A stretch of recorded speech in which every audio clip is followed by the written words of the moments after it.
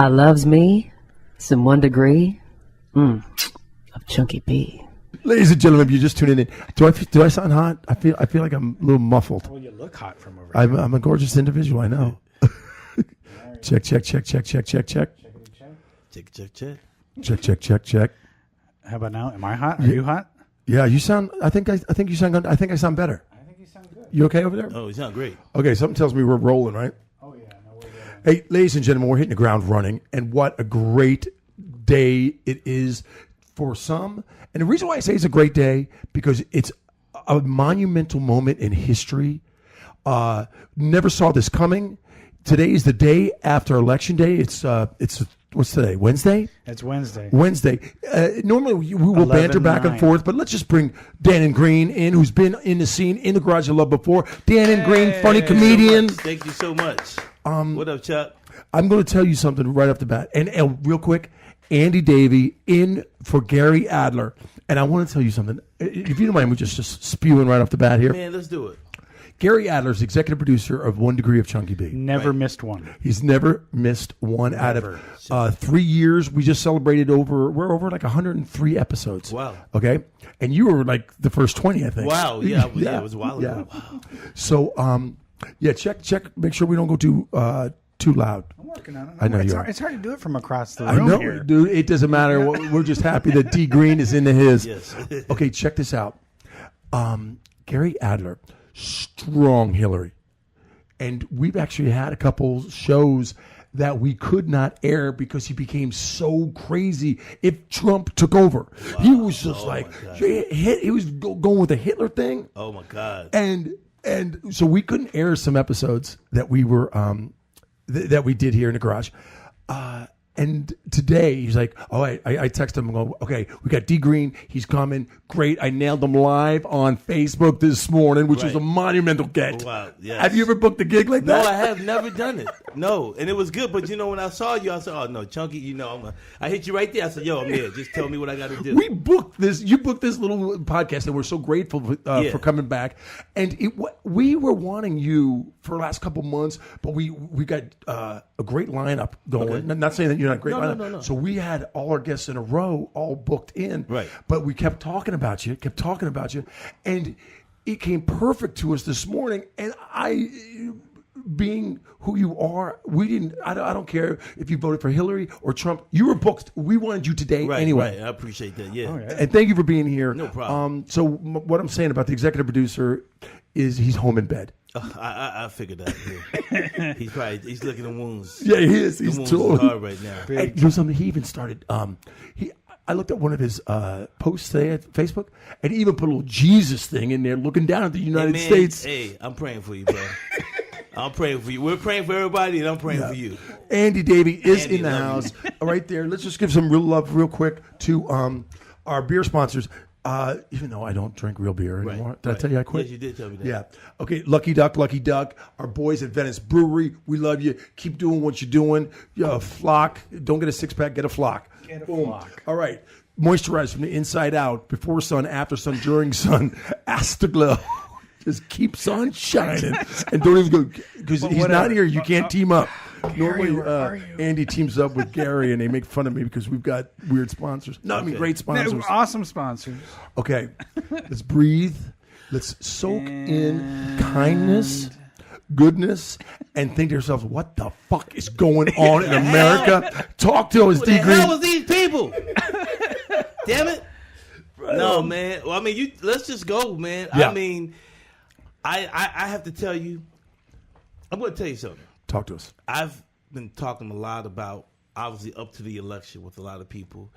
And you got a lot of people that say Trump is a racist and this and this and this and that. And I keep telling people, now I voted for Hillary. Yeah, you made that clear. Oh, yeah. I made it clear, yeah. I voted for Hillary. I wasn't so enthused to vote for her. No, you did what you had to do. Right, it was the quote of everybody was saying, the lesser of the lesser evil, whatever, however people were saying it. But I tell people, I don't believe Trump's a racist. I believe he's a businessman.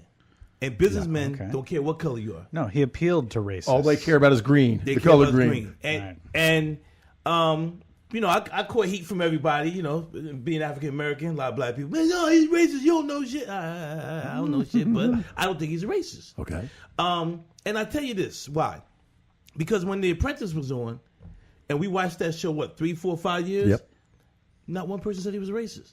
They called him a jerk. Good point. Right. Good point. But they never said he was a racist. Right. And he had a lot of black people on that he show. did. Sure. Rodman.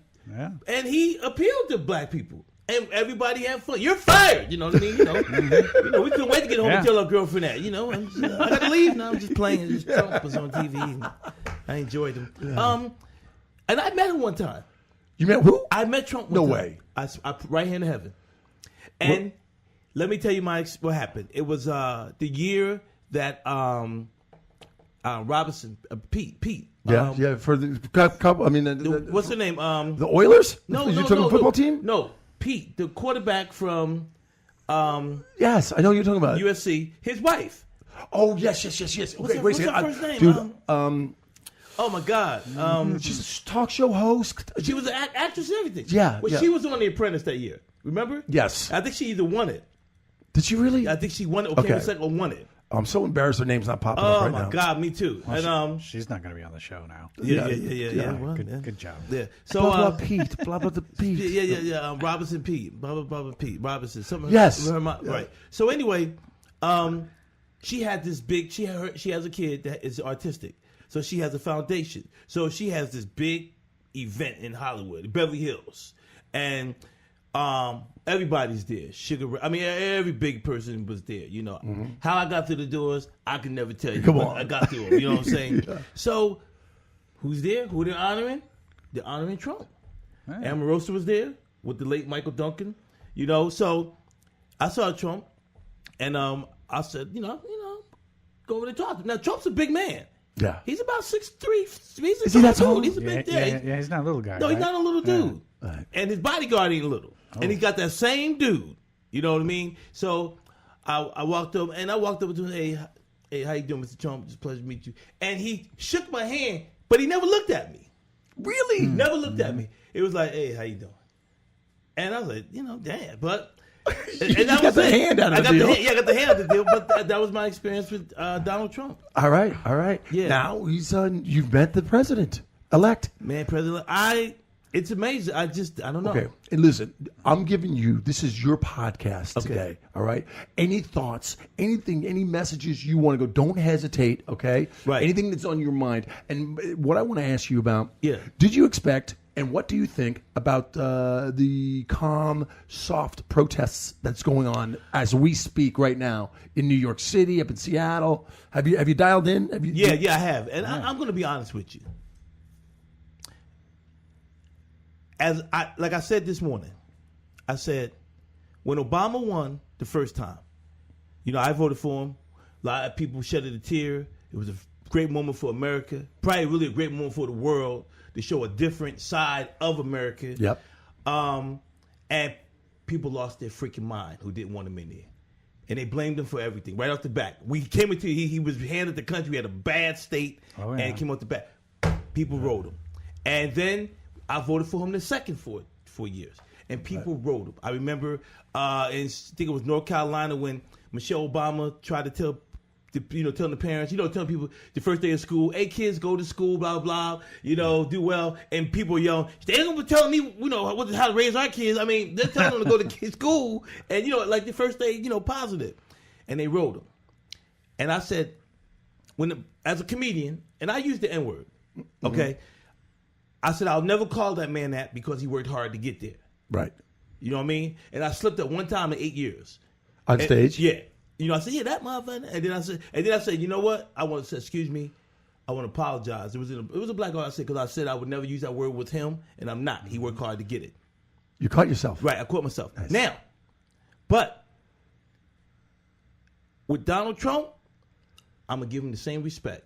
I'm not going to do what everybody else is going to do. I'm not going to do what we're doing right now, which is because we wanted people to respect the White House and the presidency when Obama was in it, and they didn't. But I'm not going to be the jerk not to respect him. Okay, so what I'm hearing from you is you're respecting the White House. The White House and the authority person, of this country. Right, I got you. Which is impressive, which is great. Yeah. Even though you went with the Hillary and Trump came in, you got to be like, okay, guess what? It was a good fight.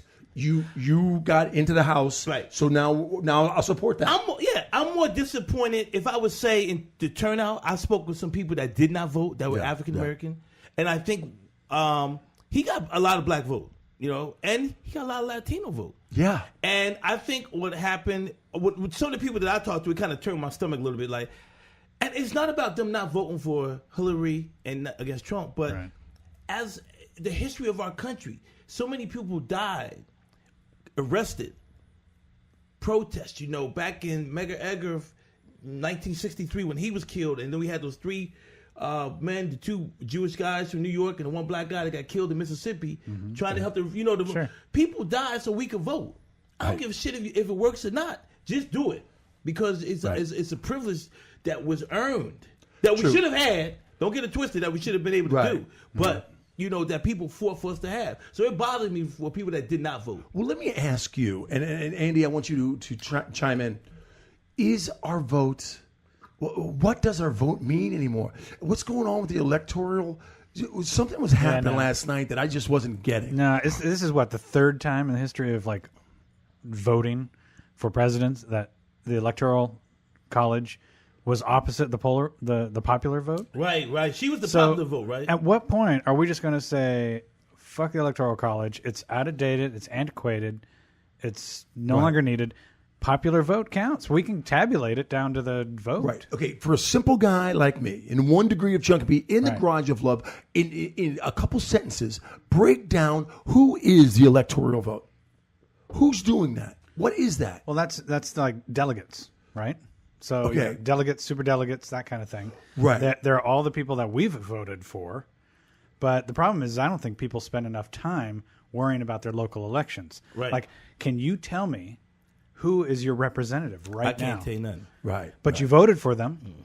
At some point, if you voted for them, and you have no clue. I can tell you who my local weed dude is, but I can't tell you. Right. There you go. Who he is, but I can't tell you who. I can't tell you the Yeah. And that's a breakthrough for California. So, and I think that's now we can be as high as the rest of the country, which is great. Right. Yeah. But no, I honestly think that's part of the problem. Is it's an antiquated system. It was meant to sort of collect all the votes into one guy who's going to vote for all his constituents, but I don't think that happens anymore. Well, I think what happened too, to be honest with you, is when you go back to the history of this country, I think the country at the time when when voting was being created and developed and all that, they didn't have African Americans in mind. They didn't have Latinos in mind. Right. They didn't have Irish people. They didn't have, our country wasn't looked at as people that was going to be coming in and voting. So, quote unquote, the Caucasian race or the Anglo-Saxon from England came, and they had their way of doing the votes and things like that. They didn't take in consideration what was going to happen with this country, and I think that's why it's so confusing for everybody. You know what I mean? And then like everything, once there's a problem, then there's a little tinker over here, a little bit tinker over here. And each time it's tinkered, you and I don't understand it, but it works out for whoever they need it to work out for. That's called gerrymandering. So you got gerrymandering where all these representatives are organizing and carving their own little spots, making trade deals. It's dirty. It's got to be so dirty. It's dirty. The Trump thing. Now, I read about Trump way before he even started getting into this presidential run. Seriously, he is an egomaniac with a lot of money. Is this just him going like, I want to see how popular I can buy? Well, is he right now, and everybody in the White House in D.C. going, holy shit, what now? Oh yeah, no, is Trump going, this wasn't supposed to go this far? He's Googling, what does a president do? I really truly believe, he had a look last night like, I was just fucking around. You know what I mean? I really didn't mean to push it this far. Yeah. When he was on stage. And the problem when you have a problem like that is you got a guy now that is going to refer to other people, and those people that he referred to are going to have their own agenda. Right. Exactly. Yeah. So it's not going to be him doing all this. He's just going to be like, somebody, you guys get together and make a decision, and I'll support that. checks and the It's cabinet. going to put money in your pocket, Mr. Trump. It's going to be money in your businesses. Right. You know what I mean? Yeah. Oh, okay. Let's and you can't say It's building his brand. yeah. And you know what? It's making the Kanyes go, hey, wait a minute. The Kardashians are like, I can do this. Oh, gee, Right? you think that's the I think it's setting a the precedent. crack in the dike? Totally. Right there. The crack in the dike. That sounded. That's when you're talking about Kardashian. Yeah. The crack in the night. Okay, so he now, as gaudy as Trump is, and if you see his hotels and everything, he's gaudy. Now he's going to be living, what, in 70 days? 70 in the most days. popular house in the world? The most powerful house in the world. Yeah. Popular. I don't think there's enough gold in it. I mean, some shit out. it's amazing. I think the big picture is it's amazing the mentality of our country and how much and I don't want to say this, I don't want to come off, I don't want to say, I'm going to say it, but I don't want it to sound like it's going to sound because I'm not coming from a racist or a prejudiced point of view, but white people, in terms of the fear of losing so-called their country, will put anything or anybody that is maybe not as qualified to make them feel comfortable. Because when Obama ran, I was offended when people came to me. Well, white people came to me. Well, how you feel? Are you happy now? Like, what do you mean? It's like he was the guy that was running. I had people this morning. I was, when I was live, those are my clients. Now, love them to death. Republicans. Republicans. And they let me know. We're happy Republicans today. Now, both of them millionaires would do anything for me. Yeah. Do anything for me. You mentioned that they were clients for the last 3-4 years. 3-4 years. Armenian, Egyptian. Wow. Millionaires. Okay, let me ask you something. Let me cut you off for a second. No, So hold that thought. Okay. But when I was watching that this morning, I was thinking, if I had a trainer that time in the morning that wasn't giving me the undivided attention and counting my crunches instead of promoting, like, look at me, I voted last night. Right. I'll be like, get the fuck out. Now, see, I'm going to tell you something. That's a very good point. Because I don't do that. And I said, and as I was saying, I said, I'm never on the phone. I'm not, I don't believe, as a matter of fact, I despise cell phones, period. Because I think it's taken away from our interaction. But I said, because of the election and everything and everything's going on. So we had fun with it. Yeah. And if you look at they actually got in. One of them didn't want to be on camera. He said, no, don't put me on. That's Mr. G. Yeah. And I just figured you were going around to random people in the park going 50 more. No. No, they're my guys, and And they didn't mind. So that was an isolated incident. I didn't mean to take you off. No problem. But so I think what I think what's happening in our country right now is like when Obama ran, it was like, oh, are you happy? And it was like, look, it could have been Obama, it could have been Chunky B. If he's a Democrat, I'm voting for you. Gotcha. Because so what people really fail to realize in this country is now you got a guy in there, and it may backfire on them, or he may do something. We don't know. Right. Now, the problem with Donald Trump was in his going up to this election before he got elected was he was saying things that a lot of people were thinking. He just said it. Yes. Yeah. But he just said it, Chunky. He just said it in a way of it wasn't tactically said. Right. Well. And that was the problem. Our country right now has this PC thing going on that is killing us. Yeah. So everybody wants to go to bed feeling comfortable instead of saying, see, I tell people, I can have dinner with a Klansman because I already know he don't like me. I know where I stand with him. Right. Hey, pass the salt. All right, nigga. Thank you, sir. Thank you, and keep it going. You know what I mean? Seriously. So see, you've got that gift. That's probably God given to you, that you have the intelligence to separate and still move on. Some people don't have that. They don't. No, not some people. A lot of people. 250 million of them don't. Yeah. Because if we would do that, we wouldn't have a problem with people having problems with gays and not having problems with gays. We wouldn't have problems with people having problems with Latinos that are here and ones that come. We will be able to separate the two and say, okay, this is the problem. Right. Because, see, the big problem is when Reagan was in the White House and Reagan started sending those jobs over to Russia, the farming jobs, I know that because I went to school in the Midwest. a lot of those people started losing their farms. So what happens is it's all started happening we're trying to get money from other countries, kind of build our own, like you said, brand. Wasn't brand back then, but make moves, and it cost us. So now all of this is coming up to show this is the results of all of the stuff that's been happening. Is there you can make this prediction right here on this show. Okay. Is 4 years from now, is there a chance people are going to be like, oh my God, do you remember the stress we had 4 years ago? And all of a sudden, stock market's up, jobs are happening, racism is better. I hate to use it, better or worse, whatever, but it's not as as it is now. Can Trump come out of here shining? I don't think anything is affected by anything that our president does or doesn't do. Okay. I frankly think, and I know Gary would say this, I'm speaking for Gary a little bit, I think climate change is going to affect more of the stock market, more of our opinions, the people we vote for, our security, that kind of thing. I think a president just sitting there waiting for his 4 years to pass, and he's made his mark on history. Yeah. That's Trump. I think the president position is all about being able to go to bed at night and feeling comfortable when you get up. Yeah. It's like you yourself or the president himself? I would say for myself in terms of it's like a parent. Right. You know what I mean? You didn't kill him today. You didn't kill him today. Yeah. Some people, your neighbors don't like your mom. Yeah. You down the street hates your dad. But when you go to sleep at night, you wake up, you got a meal, and they treat you halfway decent. Right. So what you're saying is the president of the United States is doing his job in your mind when you can go to sleep with ease and wake up happy and think like, man, listen, I got a job, I got friends, I got family, and look at me, I'm live here on Facebook with a couple freaking foreign Republicans. Republicans that would do anything but for isn't that the United guys States? that are paying me. Yes, that's the United States. Well, if we would take advantage of it, see, like again, like you said earlier, if we would just make the separation. You see what I'm saying? Right, true. And the separation is, I got an opinion. It may be right. It may be wrong. But it's yours. It's mine. It doesn't mean I'm being hateful.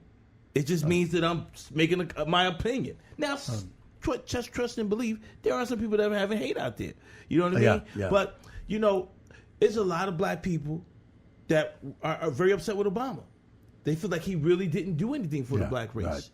Right. And I don't know. I don't have the breakdown. You know what I'm saying? So you know what? That's going to happen in 4 years with all the conservatives. Yes. Especially the ones who voted for Trump. Right. They're going to be like, shit. Yeah.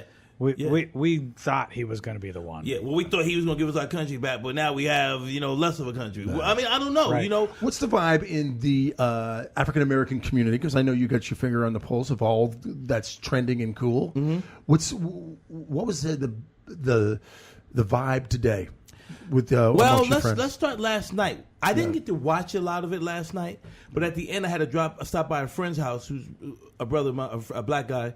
Him and his wife are very good friends of mine, and they're Democrats, but they voted for Trump. Really? He said, we've been waiting 4, 5, 8 years, and he's successful. He's a lawyer and everything. And I think what has happened is the misconception. Like a brother, again, now moving from there, he voted for Trump, and he was happy with it. I was kind of more in shock. Like, this motherfucker really pulled the shit off. You know what I mean? Like, damn. So then today, I talked to one of my best friends, one of my good friends from Philadelphia. We grew up since second grade together. He lives in San Diego, and we talked.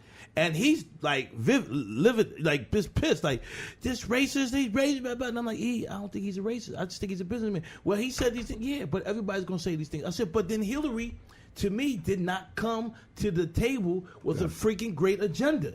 She and her history didn't help. What happened in Haiti didn't help. When the Clinton Foundation got all that money to build houses, and supposedly they only built 6. I don't know how much money was spent, but that didn't help. The emails didn't help. I guess the situation was the emails. Was that the straw? No, it wasn't straw that broke the back, but it was something that they could use. Yeah, I don't care. I think it was a little of everything. Yeah. I think she had a shitty campaign. Tell me what her whole brand was. Yeah, she didn't run on anything. Yeah, what was her tagline? Yeah, I'm with her. That wasn't her tagline. That was everybody else's tagline for her. His tagline was powerful. Make it great again. But also the problem with her was, and I think what happened was, he dominated her, and he didn't care. Right. Yeah. See, if I'm debating with you in front of millions of people, and you go, and I'm gonna throw his ass in jail, and then I really have a reason to be thrown in jail, I'm like, oh shit, man, he might really get me. You know what I'm saying? So now, settle down, right? simmer So down. It's throwing off my whole debate. Yeah. So but he never took his foot off the gas. Yeah. Yeah. He never took it, Even though he was told to. and he was told. He was to. advised, Yeah. and he's like, "Why? They But- got me this far. but you know What do why? I got to lose?" But you know why though? Because he knew the pulse of this country.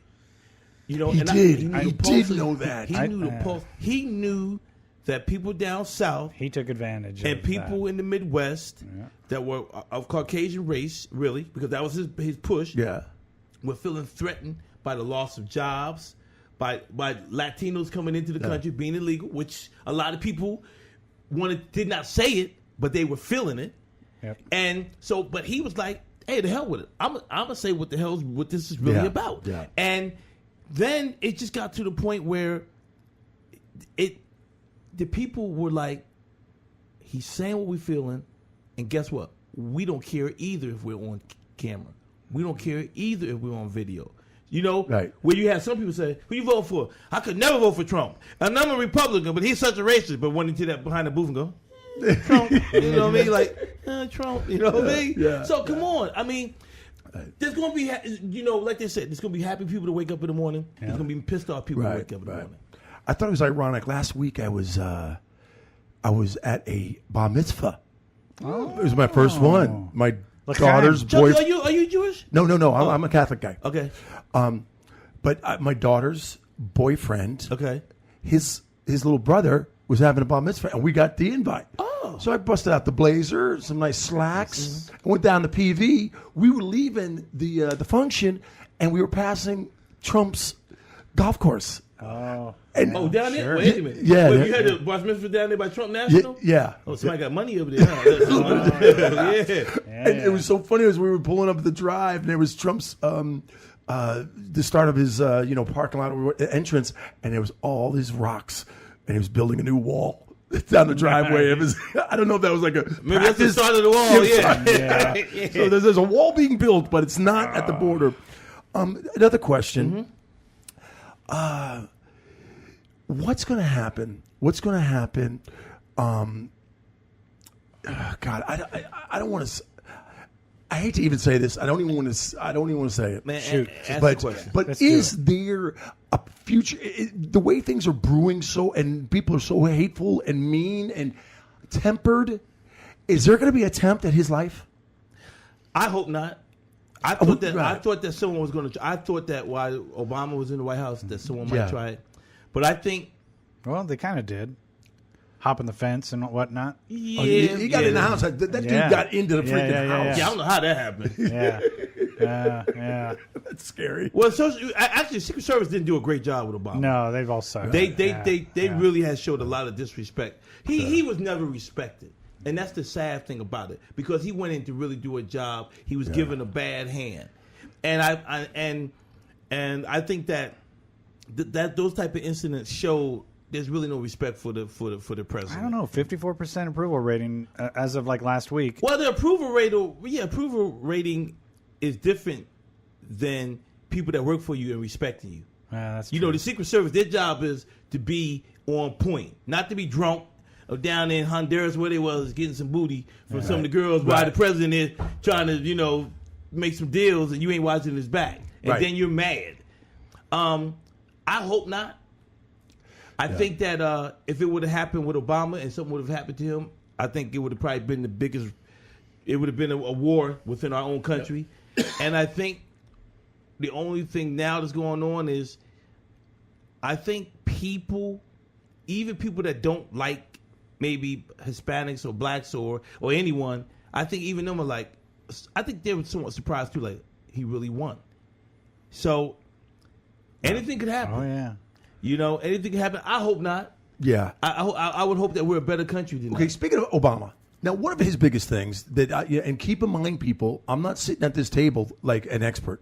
I'm just the Joe average American dude that's got a job. Joe Chunky. Okay, and Obamacare. that was one of the biggest things he got through, right? And is Trump knocking on the door saying, "I'm going to get rid of that"? And there's some sick people out there that just really need Obamacare. Oh, yeah. The Obamacare of what I know about was positive, but then it was a negative. Thank you, sir. Because what it did do was, if you're a business owner, a small time business owner, and give me your first name. I just your first name slipped my name. Andy. If Andy was working for you, and Andy always worked 35 hours a week for you, 40 hours a week, even though Andy was considered part time, but he was working 35, 40 hours a week. A good worker. You guys had that agreement. Bam. I am looking to get a raise here, by the way. Yeah. And I do hope that I'm getting paid for this outside of this great water I'm having this evening. The microphone's stopping now. Yeah. No. Is something wrong with the mic now? Yeah, look at this. Ding, ding. But I think that.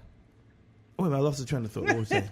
We were talking about Obamacare. 35 hours. So what happens then is, because now someone works over a certain amount of hours, you have to offer him health care. Right.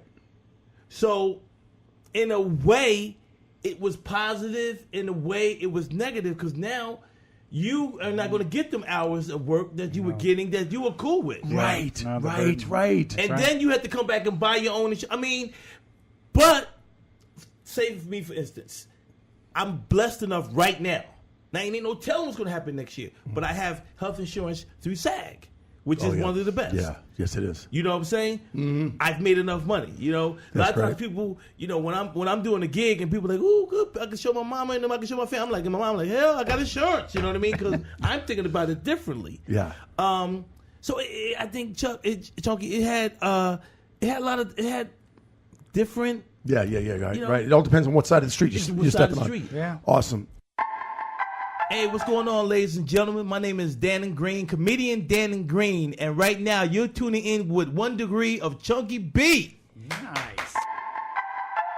I asked my kids. I've got a 15-year-old son and a 17-year-old daughter, and it's funny because the son is raised as a normal, 15-year-old sophomore, but he goes to a high-dollar school. It's a public school, but the neighborhood is. And our 17-year-old daughter, we raise her in the attic with very little sunlight. Right. That's what everyone thinks. Right. But she goes to Venice High. Okay. Okay, and she's hung out with some good people, but she's pulled herself out of that. Right. I could not be more proud of my daughter. Right.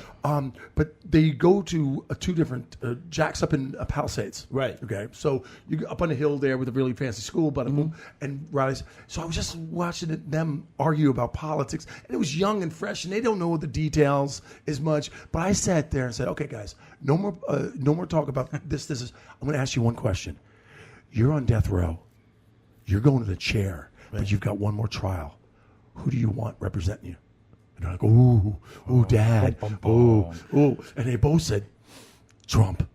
Wow. Yeah. So they said, if you're in the courtyard, the courtroom. Oh, you mean, and one of them was, and you saying if Hillary and Trump were your lawyers? Yeah. Oh, no, I'm going with Trump. Yeah. Because you need, and that's the whole thing. You need someone that's going to be confident, and not only confident, it's like, you know what I believe? You know what it's like? I tell people this. It's like stand-up comedy. When you're on that stage and you got that mic, if you start telling jokes and you don't believe what you're saying, the audience is going to know that you don't belong there.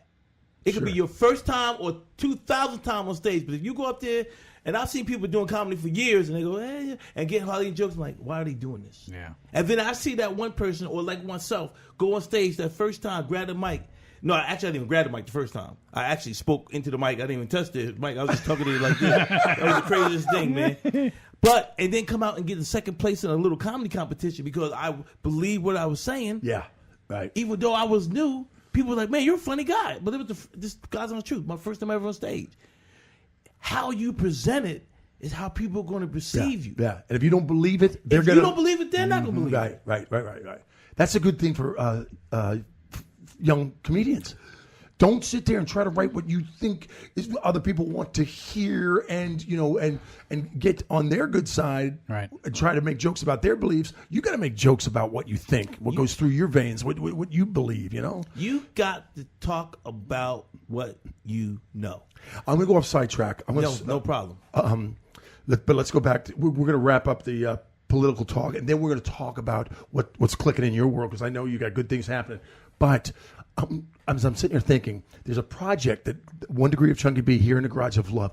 We're going to find a young kid, low 20s, that has no comedy experience, and we're going to build a comedian. Wow. Will you help us? Will you come in and give him some?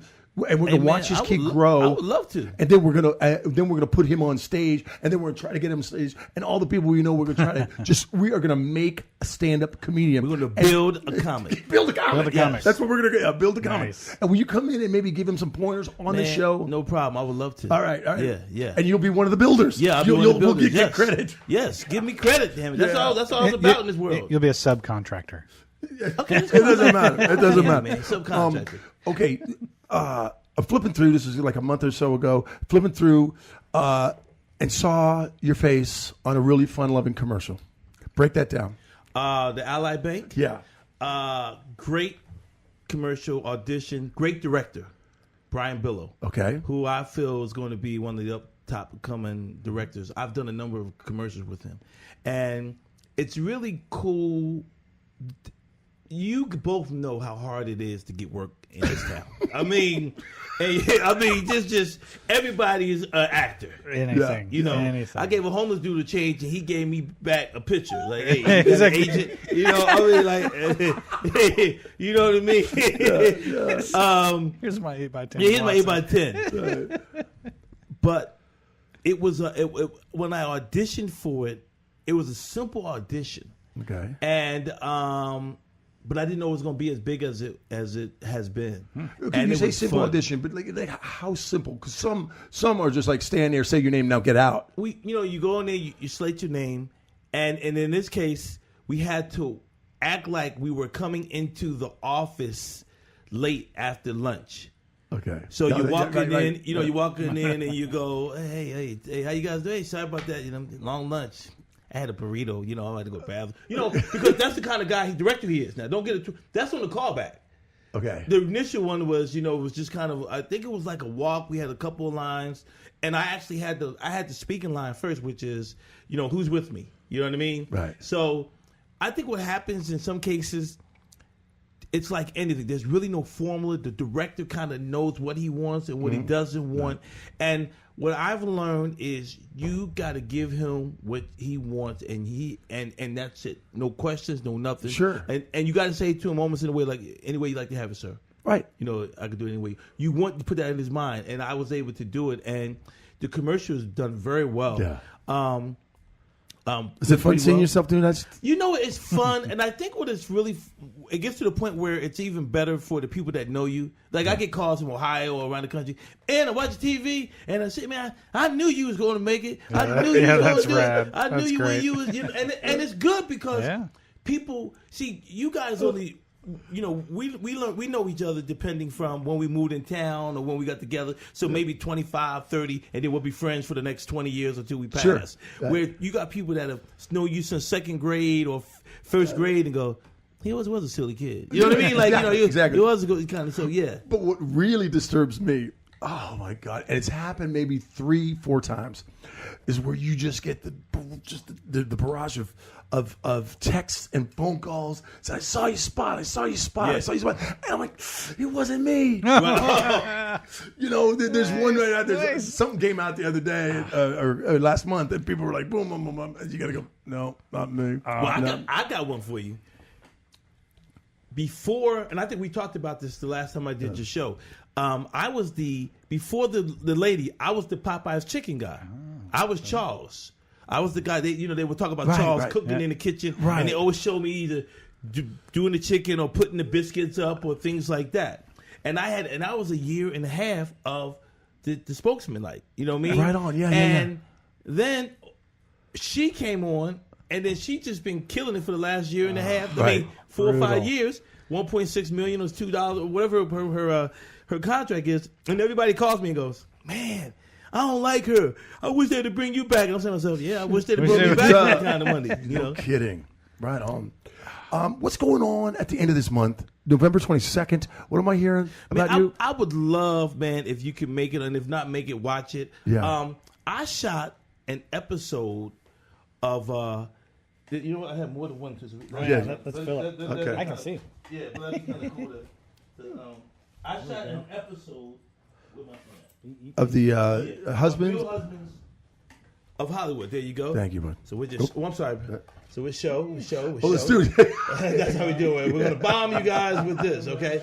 Right on. So break this down. What do you got going? I shot a real episode of Real Husbands of Hollywood with Kevin Hart. What? Yeah. If you look there, this on the other side, I got a picture of Kevin from the. Oh yeah, it is. Yeah. Now, I have a co-star role. I have a very nice role in. I mean, a big role. I mean, 5 scenes, 5 to 6 Are you scenes. serious? Yeah, it's a great. And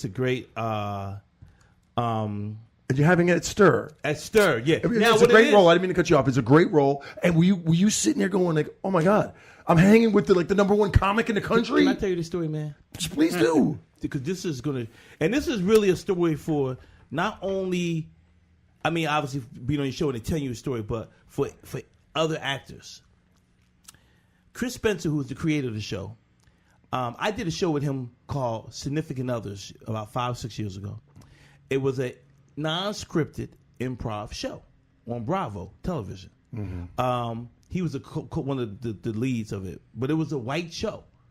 White, all the leads were white, and and I played his brother-in-law on the show. So that was kind of the experience of, now non-scripted means it was improv. So what happens is, they give you a scenario, you do it, and then you have your script supervisor, and you kind of write notes, and then after a while, it almost becomes scripted because they go, well, do it a way, but do it this way, do it this way. Okay, so Chris had the show, we had the show. I did that show for him before. Real Husbands comes out, Kevin Hart decides to do the show. Kevin's just on the brink of really burning up. I auditioned for the show 3 times. I don't get it. I get to producers 2 of them times. Actually, I think I did 4 times and got to producer 3 times. And even I would see Chris out. He's like, have you done the show yet? And I'm like, no, Chris, I haven't done the show. You know what I mean? Like, and then I started getting a little frustrated because I'm like, I did a show like this, and I know I'm one of the top comics out here.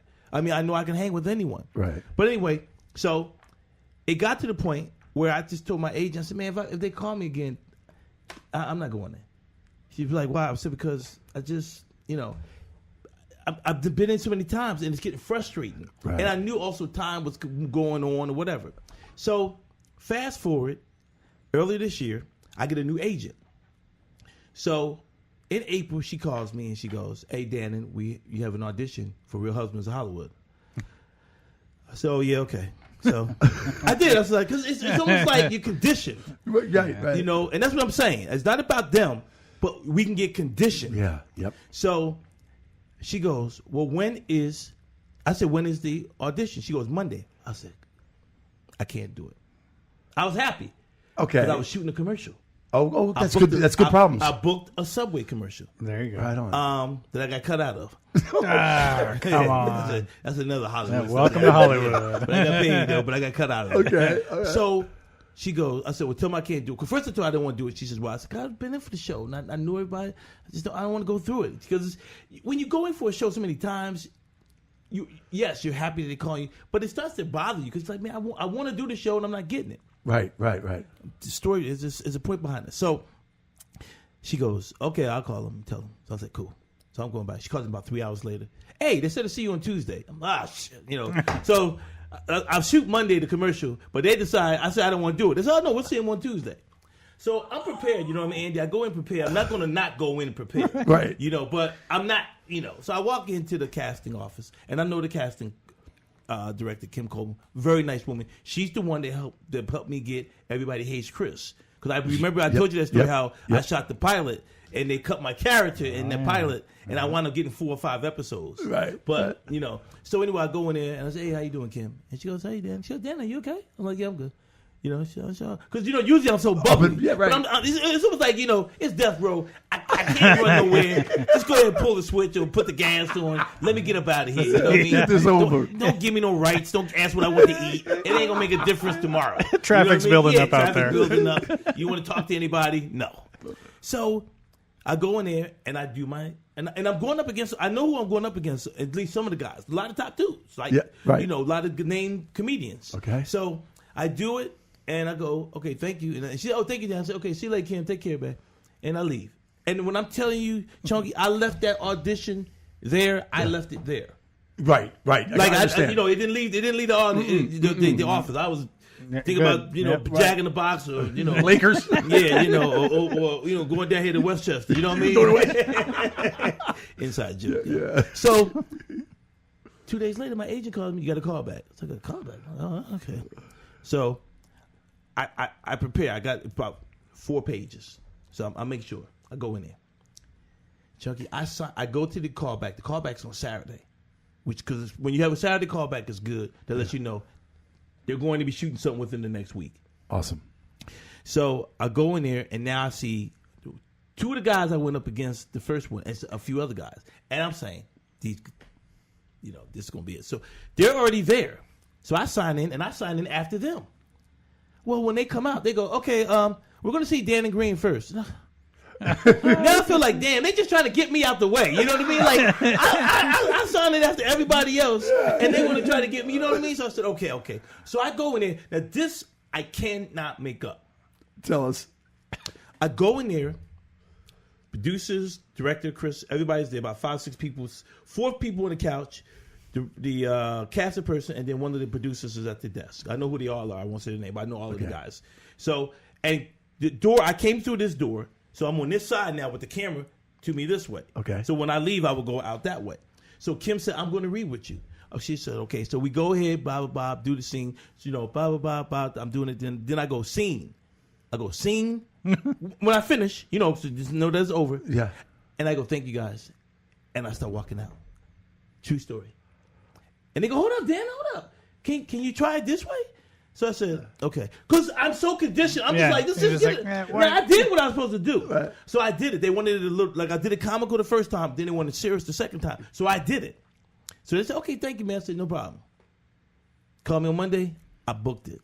Yeah. I was like, I get the script Monday afternoon or Tuesday morning. And my mouth goes, because I'm all throughout the script. Yeah, there it is. But here's the story. Here's the lesson. All those times I wanted to get it, the role was maybe one scene, couple lines. So, not that I was patient, but sometimes you can want something and it may not be what you're supposed to have at that time. Yeah. And I don't know if you ever watched the show, but no, I have not, to be honest with you. There's a part of the show where Kevin's a big poker player, in real life. He likes to play poker. So he has a poker table in his house where all of the guys sit around and they talk about, the issues as they go out through. I made the poker table. So it's like making Carson's chair. You know what I mean? Right. Gotcha. Right. Because you're not only in the scene now you're at the poker table. Dude, you're giving me freaking goosebumps. I kid you not. Yeah. So it's awesome. Yeah. It's and the character. Chunky, you're gonna love him. The character name is Loogie. Now, all my scenes, Loogie, yeah. Look, now, Andy, all my scenes are with Nelly. 5 scenes. Nelly, met Nelly the first time I meet him. I go, hey, how you doing, Nelly? Band-Aid Nelly? Band-Aid Nelly. And you know why he wore the Band-Aid? No. He had a brother in jail for 9 years. Oh. And he wore it for his brother until he got out. He told me that. He said, this is, and his brother was there. He said, this is why I wore the Band-Aid. Holy shit, look at you. Yeah. Look at the...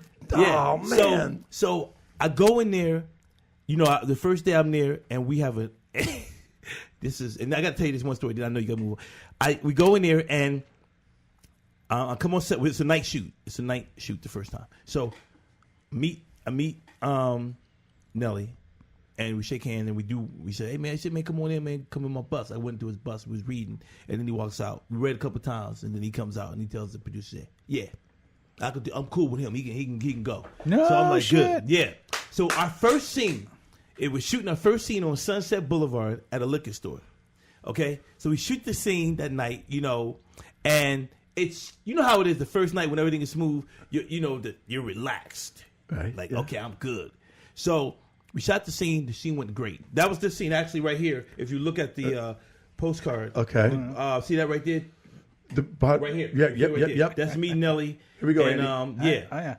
Yeah, so that's me and Nelly. That was our first scene, and we shot that night. Went great. So the next day, I got a 12:30 call time, and we get there to the set, and I'm like, I look at the breakdown of shoot, and it's really all me. Like all my other stuff is, so it's like it's just your focus. Bam. First scene, we get to the house, Encino, and we shoot. Bob, and I mess up. I'm nervous. Whoa. They don't know it, but I'm nervous. Now, the night before, I blow the scene away. Gotcha, right. But now it's you. So now it's me, really. So they say cut, and they go reset. They don't say nothing, you know what I mean? And this is God's honest truth.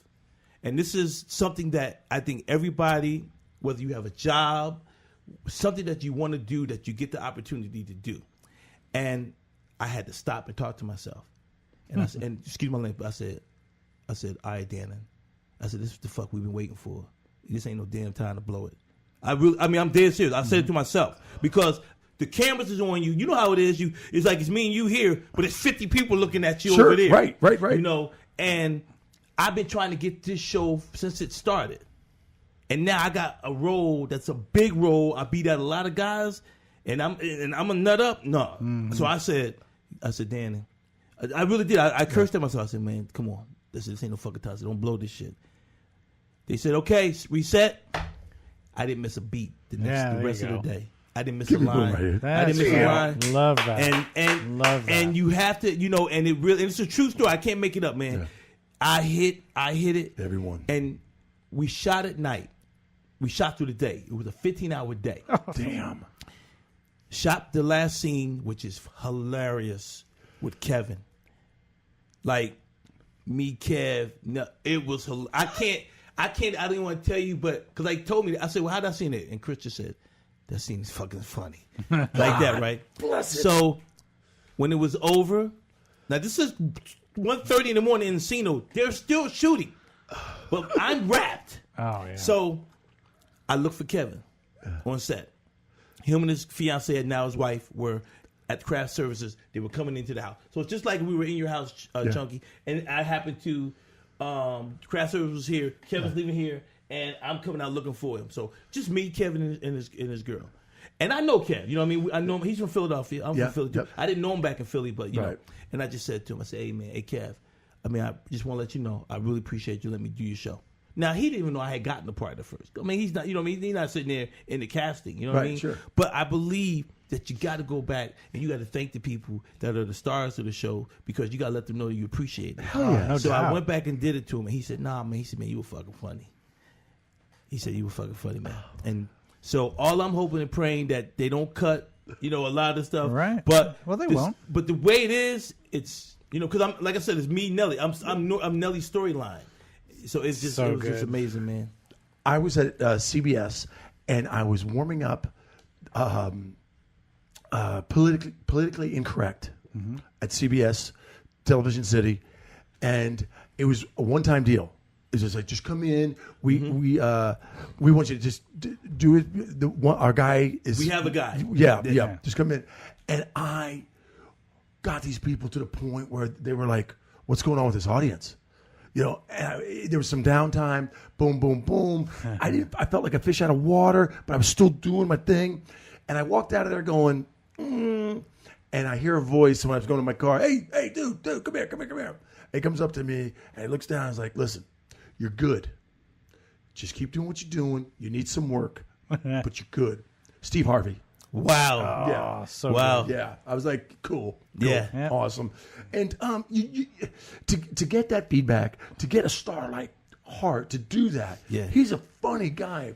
And for him to say that to you, that is such a feather in your cap. Yeah. And it's and you know what it is? It's not only that, it's just I know I'm ready. Yeah. Like I know I have a voice. I have an opinion. I know that I'm somebody that could help the country, help the world in terms of comedy and my style. I always, quote my, people, what kind of comic are you? I always say I'm the Black George Carlin.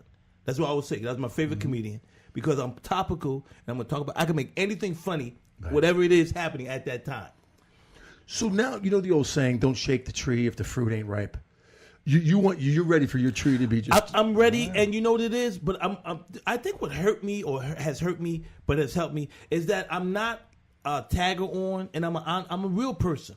What I mean by this, I'm not going to talk behind your back and then hang out with you. Right. If I don't care what you got. If I'm not Shaquille, when Shaq lived here, I was cool with Shaquille. Right. And Shaq just told me, but I love Shaq, but I had other things to do. Now I could have been in that camp. I'm not a camp jumper. You know what I mean? Gotcha. I got you. So I think it hurts me in some cases because I think people think I'm standoffish, and I'm really not. I'm the kind of guy that'll go to the club, hang out, and watch, and I watch people because I always feel you can learn more, and you can learn more about the situation by watching. And I saw a TV show one time, and it was and you're old enough, both of you guys are old enough to remember this commercial. Remember the old 7-Up commercial with the black guy, The Jeffrey? Uncola? Yeah, he used to have that deep laugh. Your brother, the black bald head, Sure. he go, Exactly. Acclaimed actor, stage actor, who was one of the greatest. James Bond. No, he was in James Bond. No, it was Jeffrey Older. I couldn't pull his name out. Black guy, right? I know exactly what you're talking about. His wife was actually a dancer for the Alan Haley dance. Oh, yeah. He was like really. But I saw a documentary on one time, and he said he was from the islands, and he said my dad always told me when you walk into a party, don't go in there looking for people. He said, get yourself a drink, put something in your hand, and go to the corner. He said, and have people wonder who you are. Right. Yeah. That's good advice. So I've always taken that. Yeah. I rather and I know that it happens and it works because I've had people come up to me, even other comics and people or even female comics. You married? You act married? You never say. Just because you can learn more. Now it can hurt you too, Chunk. You know what I mean? Because people don't standoffish. Think you standoffish, but it's not who I really am. I'm really actually, Yeah. But Kevin, to do the show and right now to do it, he's the hottest comic in the world. Yep. He's the highest paid comedian in the world. You're doing his shit, man. I got November 22nd, which is Thanksgiving week. You know what I mean? So it airs the 22nd, but BET shows it throughout the week. Yeah. So yeah. while everybody's home having turkey, I'm hoping that about 1.5 million people will turn it on and go, who's this dude? Yep. They will. Killer. They will. And when you were live on Facebook this morning, I thought for a millisecond you said, come over and watch it at my house. Or go watch it at my place. Oh, no. And then you're like, no, stir. Stir. Yeah. If I would love to, but my apartment only get about 6 people in there comfortable. You know what I mean? When you corrected it right away, but it was funny that I'm like, he cannot be on Facebook inviting everybody who sees this. Yeah, so it is at Stir. We're going to put a bow on this, but I want to let you know that my wife says hello. How is your wife? She's great. Did you tell Eddie how let me tell you this, people. Yeah. I didn't know we were this. flying. He sat next to my wife on an airplane. What a trip. And my wife said, if you don't book him on your show, we're going to have a fight. I never knew his wife. I mean, she was. I That's didn't know anything about it. We just had the greatest conversation. Were you guys on the plane? Y'all was in the back, right? Yeah. Wait, but check this out. You were going home. My brother had passed. And you had that pocket of time because you were busy also with the things going on. Yeah. And you were like just around the clock. Right. And now look at this. Look at this. This is your second time on the show. Yeah. And I hit you one time because I wanted to do the show. I think I hit you. We got close to do it. Right. But it was just. I had so much fun that last time, so I said, "Oh my God, I got to." And hey, you promised me you can come back and build a comic. Man, with I us? would love to do that. Isn't man. that a great little bit? I think that's. And we're going to get this, and we're going to bring a great. camera to. We got to do the open mic nights. We got to put this guy through the ringer, just like we've all done. Oh, yeah. And then I'm going to give a couple other comedians to help build different parts. We can grade them and you can build them and and see how this guy goes. And then if we get him on TV, oh man, we've got a thing. Here's the deals. I truly believe that, and I've said this before to other people, but you're in the same category. This world is a better place that you're in it. I appreciate it. Man. I love the fact that you're positive. And even this morning when I saw you live, and what a funny way to book a guest. Hey, dude, I know you're talking about politics, but you got time to talk about it tonight in the garage? And he says yes. It was perfect. But thank you for making sense to the chaos that is going on in the country and in the world. You're welcome back here anytime. Dannon Green, you guys got him. He's going to be on BET. He's going to be on November 22nd. Yes. And spread the love, spread the word, Please. and be part of the growth of this great individual. Andy Davey, thank you for sticking in. Gary Adler, put some ice on your vagina. Gary, I miss you, man. I miss you, bro. But I understand. Yeah, right on. Dannon Green, you are the man. Thank you so much. Man, no I'm Chunky B. Be real, be kind, be cool. We're out.